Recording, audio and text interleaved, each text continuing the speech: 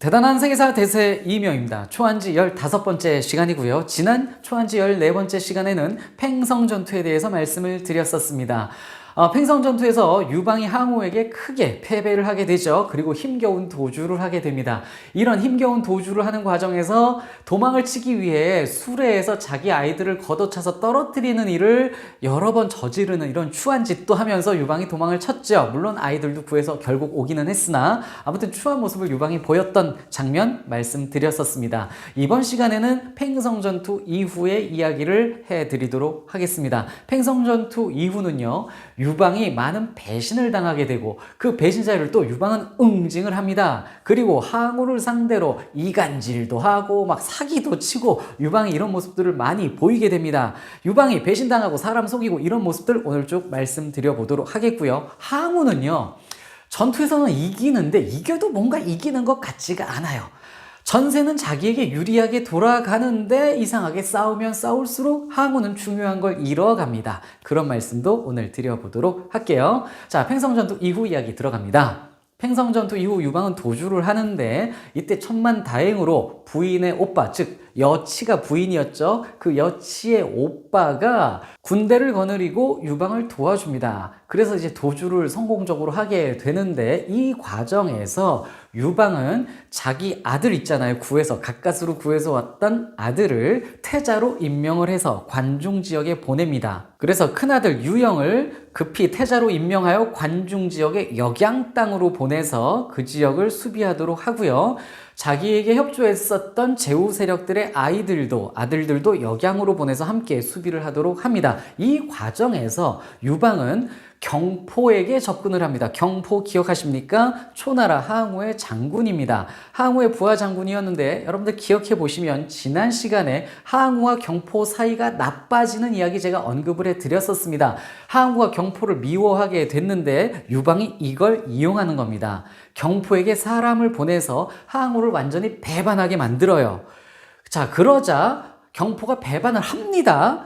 항우는 열받겠죠. 그래서 군대를 보내서 경포를 응징을 하고요. 경포가 이 항우의 초나라 군대와 싸워서 패배를 해서 도망을 쳐서 유방의 진영으로 들어오게 됩니다. 유방은 이때 왜 경포를 초나라로부터 배반시키려고 이렇게 사람까지 보내면서 집중을 했냐면요, 시간을 벌기 위함이었습니다. 경포가 배반을 하면 항우가 분명히 경포를 응징하겠죠. 군대를 보내겠죠. 이 과정에서 유방은 자기가 좀 시간을 벌 수 있다고 계산을 했고 그 계산대로 됐습니다. 항우가 경포와 싸우느라 좀 지체를 하게 되었거든요. 그리고 유방은 형양 땅이라는 형양 지역으로 들어와서 이제 항우와 맞서게 됩니다. 그런데 유방이 형양으로 오는 과정에서 몇 가지 배반을 당하게 돼요. 아무래도 유방의 한 나라를 지지했던 제후 세력들은 유방이 항우에게 크게 패하는 모습을 보고 실망을 좀 했겠죠. 불안했겠죠. 이 유방을 계속 지지해도 될라나? 이런 불안감 때문에 유방을 배신을 하게 되는 겁니다. 대표적인 인물이 위표라는 인물이 있었습니다. 이 위표는요, 원래 위나라 왕으로 봉해졌던 인물이에요. 위나라 왕인데 위나라 왕족 출신이기도 하고요.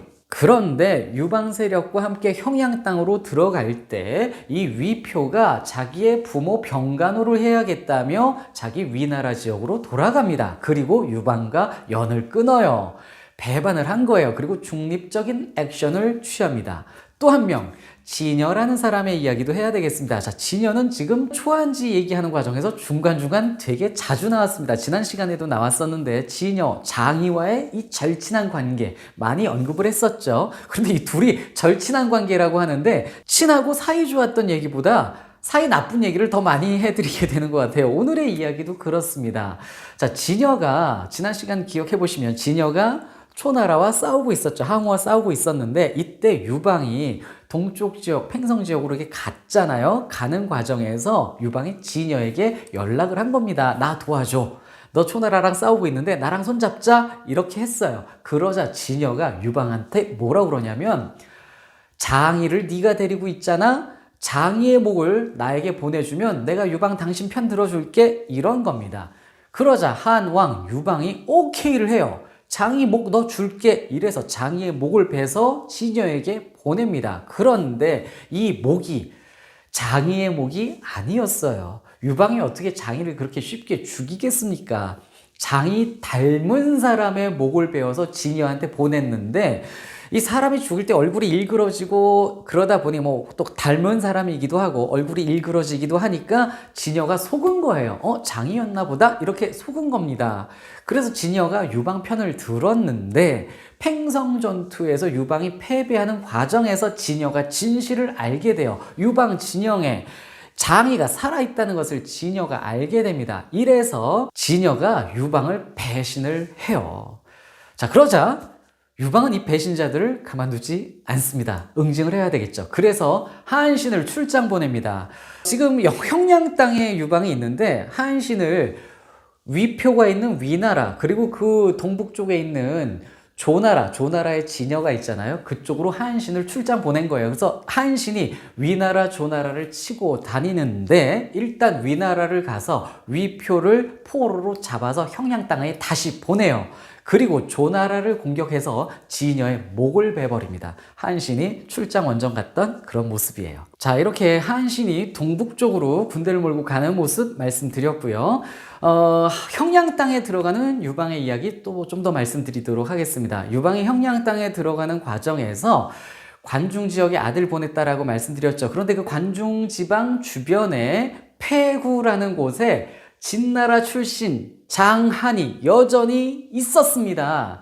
지난 시간에 말씀드렸는데 유방이 서쪽에서 치고 관중 땅에 올 때 진나라 장군 출신인 장한, 사마흔, 동예가 관중 지방을 3등분해서 유방을 막아서고 있었는데 유방이 다 얘네들 쳤다라고 말씀을 드렸죠. 이 과정에서 장한이 항복을 하지 않았습니다. 사마흔은 유방에게 항복을 했었는데 물론 이 사마흔도 팽성전투 이후에는 유방을 배신해서 초나라 항우에게로 가버렸어요. 그런데 장한은 이때 항복을 하지 않고 관중 주변의 폐구라는 지역에서 유방에게 농성을 하고 있는 상황이었는데 유방이 이 장한을 죽입니다. 어떻게 하냐면 물길을 바꿔서 그 장한이 있는 폐구 지역에 물이 흘러 들어가게 한 겁니다. 그래서 폐구 지역을 수몰시켜 버리고 결국 장한이 버티기 힘들어서 자결을 하게 됩니다. 이래서 진나라 명장 출신이었던 장한은 결국 여기서 비참한 죽음을 맞고 말았습니다.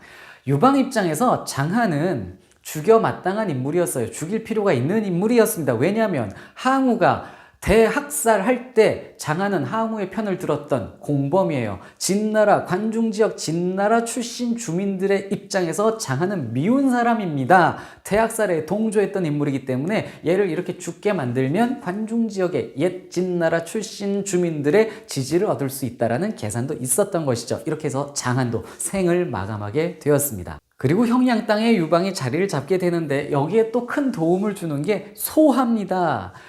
유방에게 있어서 너무도 소중한 신하가 소하잖아요. 소하가 관중 땅에서 징병을 하여 이 군사들을, 물론 양질의 군인들은 아니었는데 급히 모아서 유방에게 또 군대를 모아줍니다. 그래서 형양 땅에서 이제 항우와 맞서게 됩니다. 그리고 형양 주변의 오창이라는 주변 지역에서 유방의 한나라는 식량을 확보하게 돼요. 그래서 형양 땅에서 식량을 확보하고 항우와 이렇게 대치를 하게 되는데 항우가 이제 들어오겠죠. 유방은 걱정이 됐습니다. 항우와 맞서서 맞짱 떠서 싸워서 이기기에는 겁나거든요. 그래서 유방이 항우에게 강화 협상을 시도합니다. 내용은 뭐냐면요. 형양 서쪽은 나 한나라 유방이 먹으면 안 되겠나?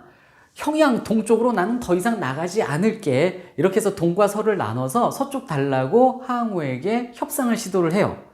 항우 입장에서도 이걸 들어줄까 했는데 범증이 말립니다. 범증이 이때 유방 다 쳐 박살 내야 됩니다.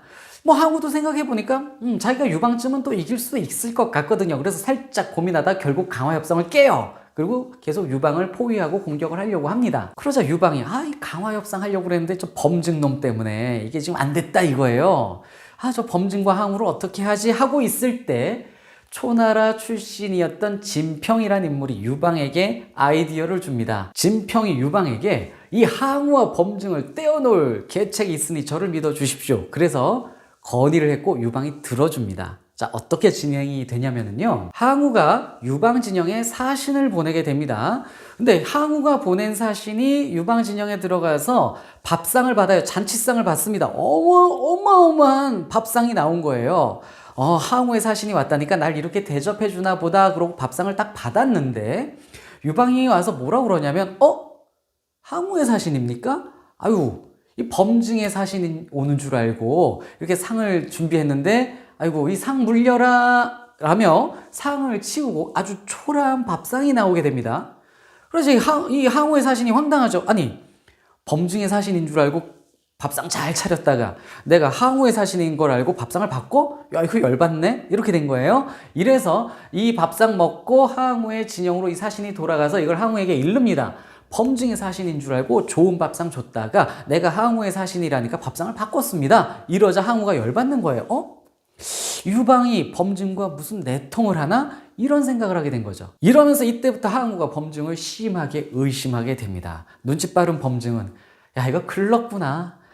이 항우는 맨날 내가 어떻게 해주려고 해도 되는 놈이 아니구나. 이런 관계에 놀아나는구나. 그래서 의심받은 범증 어떻게 해도 항우의 의심을 풀 방법이 없잖아요. 그래서 난 관둘란다 이제 항우랑. 그래서 떠납니다. 난 고향으로 가겠어 이러면서 범증이 고향 땅으로 떠났는데 고향에 도착하기도 전에 병에 걸려서 죽고 말았습니다. 자, 범증의 생은 이렇게 끝났고 항우는 엄청난 책사 범증을 이런 식으로 잃게 되고 말았습니다. 유방이 항우를 기가 막히게 속여서 이 엄청난 신화를 떨구게 만든 것이죠. 자, 또 하나.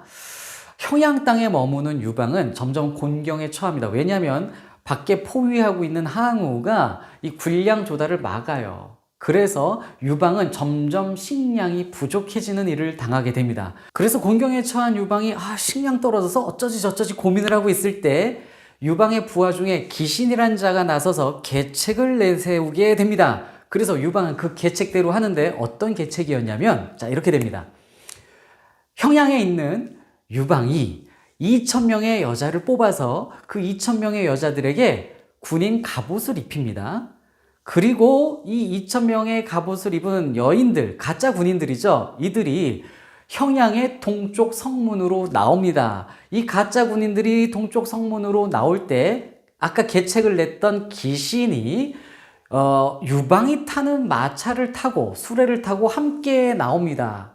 그러자 초나라 군인들이 와 유방의 군인들이 성 밖으로 나왔다 그러면서 동쪽 문에 집중을 합니다.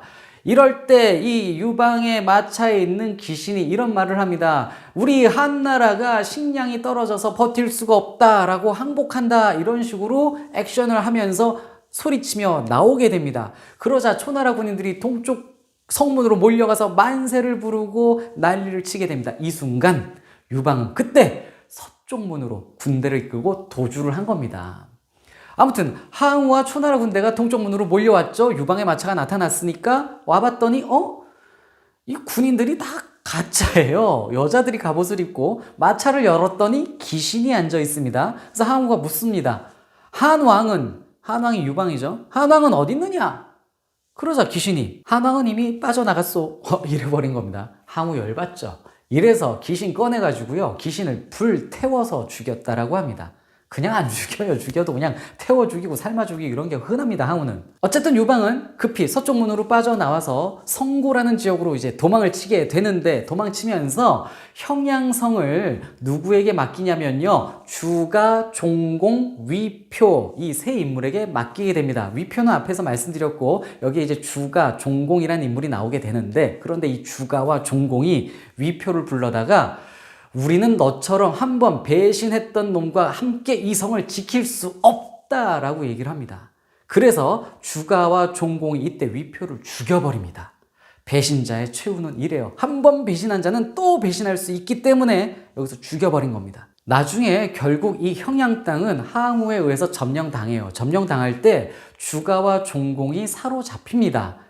그리고 이 주가와 종공이 아까워서 항우가 자기 편으로 삼으려고 해요. 너 나에게 협력하면 내가 큰 상을 주겠다. 3만 호를 너에게 주겠다. 이렇게 나서는데 이때 주가가 항우한테 욕을 하며 당신 빨리 한나라 왕한테 항복하지 않으면 죽음을 맞게 될 것이요. 한왕한테 빨리 항복하는 것이 좋겠소. 그러면서 뭐라고 그러냐면 당신은 한왕의 상대가 되질 않소. 아, 이런 소리를 한 겁니다. 항우 열받죠? 이래서 항우가 주가와 종공을 삶아서 죽여버렸다라고 전해집니다. 자, 유방은 이제 선고 지역으로 도망갔어요. 이후 상황 더 복잡하게 전개가 되는데 오늘 일단 유방이 배신당하고 배신한 자 응징하고 그 다음에 항우를 여러 번 속이죠. 그래서 속여서 범증도 떠나게 만들고 형양성에서 자기 도망치고 이런 이야기들을 말씀드렸습니다. 이후 이야기 다음 시간에 또 말씀드리도록 하겠습니다.